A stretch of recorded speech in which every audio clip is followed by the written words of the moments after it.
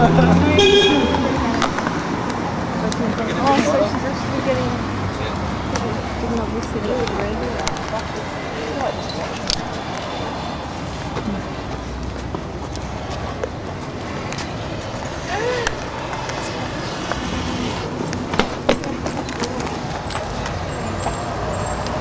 Centrelink, mood, shackled, liberated, contrary.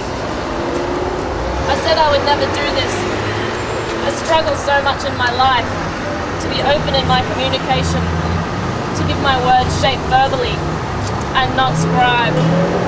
And so I read this letter aloud, a prompt, so I don't forget, lose the guts, start crying. We've been doing this foxtrot for 7 years. Very different creatures, trying to just be. You've supported me through some real tough times, and I am forever indebted. I cannot overstate how much you have informed and changed my life. I know you don't feel the same, and after so much waiting, I know you never will. And that reciprocity is obviously one of my major challenges in life.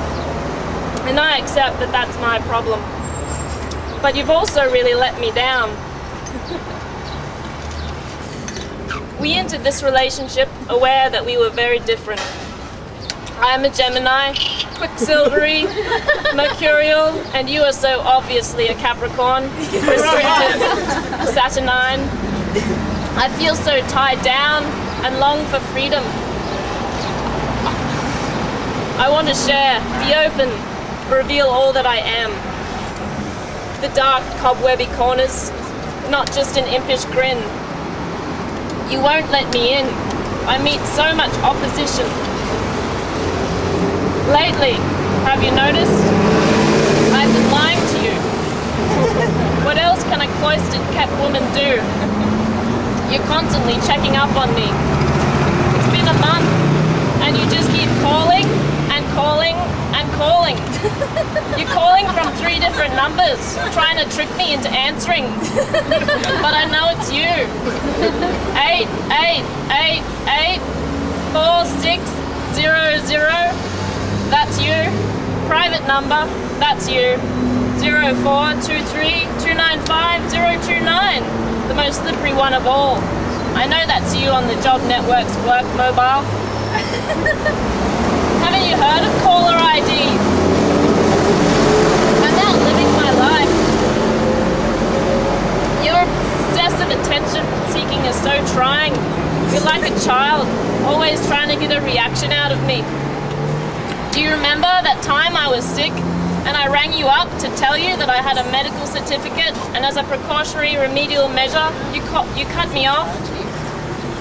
Do you remember that you called every single one of my employers over the past 7 years and made me feel like a small piece of dull-bludging dirt underneath the government shoe? Do you remember that time you called one of my employers a charity?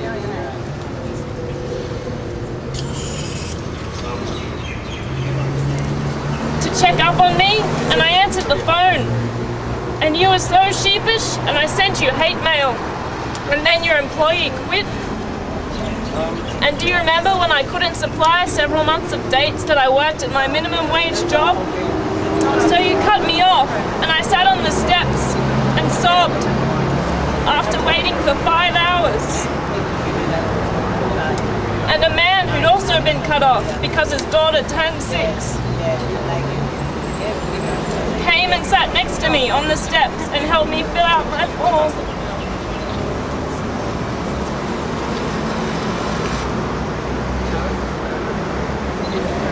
Do you remember that I stood outside Centrelink and stamped people's healthcare cards with the words, "The holder of this card is a valued member of the community"? Do you remember that I stood outside Centrelink? Do you remember the time that I offered to redesign your promotional youth allowance material? Free of charge because it looked like it had been designed in paint? Do you remember that time I sat in the waiting room and had a picnic? The look on people's faces. And so this is it. I just can't do it. We are worlds apart. It's hard, but we're better off without each other. No, there's no one else. I won't answer the phone. I'll RTS your mail. Please don't contact me. I won't forget you. Bethany.